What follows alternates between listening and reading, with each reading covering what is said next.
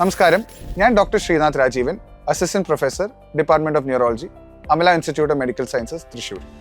ഞാൻ ഇന്ന് സംസാരിക്കാൻ പോകുന്നത് സ്ട്രോക്കിന്റെ മെഡിക്കൽ മാനേജ്മെന്റിനെ പറ്റിയിട്ടാണ്. ആദ്യത്തെ 4.5 മണിക്കൂർ എല്ലാ സ്ട്രോക്ക് രോഗികൾക്കും വളരെ വളരെ ക്രിട്ടിക്കലാണ്. എന്തുകൊണ്ടെന്ന് വെച്ചാൽ നമുക്ക് ആ 4.5 മണിക്കൂറിൽ രോഗിയെ ഹോസ്പിറ്റലിലേക്ക് എത്തിക്കാൻ പറ്റിയാൽ ത്രോംബോലൈസിസ് എന്ന് പറഞ്ഞ ഒരു ട്രീറ്റ്മെന്റ് കൊടുക്കാൻ പറ്റും. ഇതൊരു സ്പെഷ്യൽ ഇഞ്ചക്ഷൻ ആണ്. ഇത് കൊടുത്തു കഴിഞ്ഞാൽ തലച്ചോറിൻ്റെ ഉള്ളിൽ ആ കട്ട പിടിച്ച ഭാഗം അല്ലെങ്കിൽ ക്ലോട്ട് അതിനെ അലിയിച്ച് കളയാൻ പറ്റും. ഇത് വെച്ചിട്ട് സ്ട്രോക്കിന്റെ റിക്കവറി വളരെ ഇംപ്രൂവ്മെന്റ് ആവാനുള്ള സാധ്യതകളുണ്ട്. ഇതിന്റെ കൂടെ എല്ലാ സ്ട്രോക്ക് രോഗികൾക്കും നമ്മൾ ICUവിൽ അഡ്മിറ്റ് ചെയ്യും. ക്രിട്ടിക്കലായിട്ട് അവരുടെ heart rate, blood pressure, sugar എല്ലാം നോക്കിക്കൊണ്ടിരിക്കും. അതല്ലാതെ വേറെ എക്സ്ട്രാ മരുന്നുകളും കൊടുക്കും.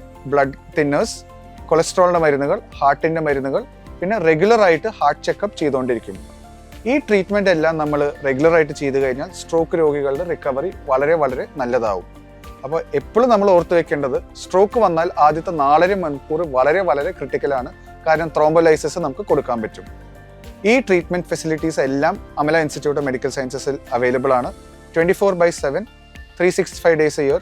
എപ്പോൾ വേണമെങ്കിലും സ്ട്രോക്കിന്റെ സിംറ്റംസ് ഉണ്ടെങ്കിൽ അമല കാഷ്വാലിറ്റിയിൽ ഉടനെ എത്തുക.